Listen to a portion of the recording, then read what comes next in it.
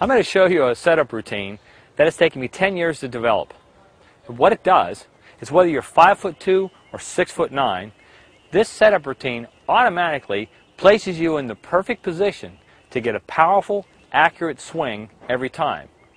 It takes away the guesswork of whether or not you're too close or too far from the ball, whether or not your knees are bent, or whether the ball is in the correct place.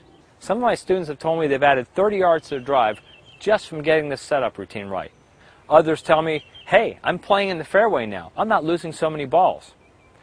So the setup routine itself is actually one of the most important parts of the whole swing, because everything behind it is based on what happens in that setup routine.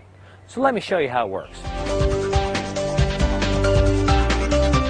The next part of the setup routine we're going to talk about is the stance. And the stance is very important, because the whole point of the golf swing is to get the club back in the ball square, so the ball will go where you want it to. So this stance routine is going to put you in the perfect position automatically, so that when you swing and you come through, you're going to get back to the ball square consistently, and you're going to have accurate shots. So let's go ahead and get into the stance routine. I'm going to bring Eric in, and he's going to demonstrate it for us as I go through it.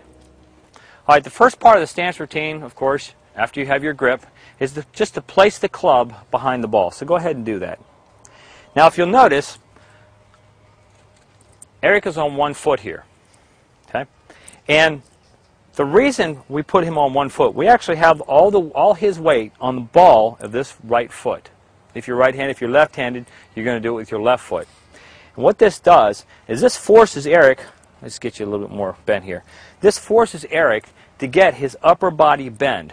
And what this does is this gets his distance between his chest, which is the center of his swing, and the ball.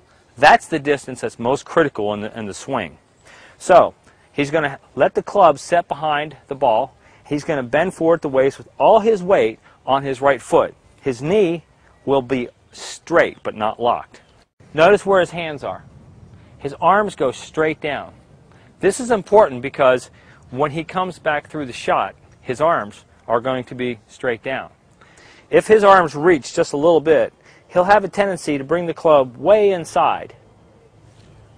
What that looks like is the club is way inside, it's real low. If you look at the professionals, the club is right here, right off their shoulder. If it's down here, then it's got to come way back. And what basically is going to happen is the club has got an area of about this wide that it's going to be moving around in as it comes back, trying to get to that position on the ball. So since gravity is going to pull the arm straight down, this is the balanced position. And as his hands move away, go ahead and start your backswing. As his hands move away, they can move in a real easy movement right to where they need to be.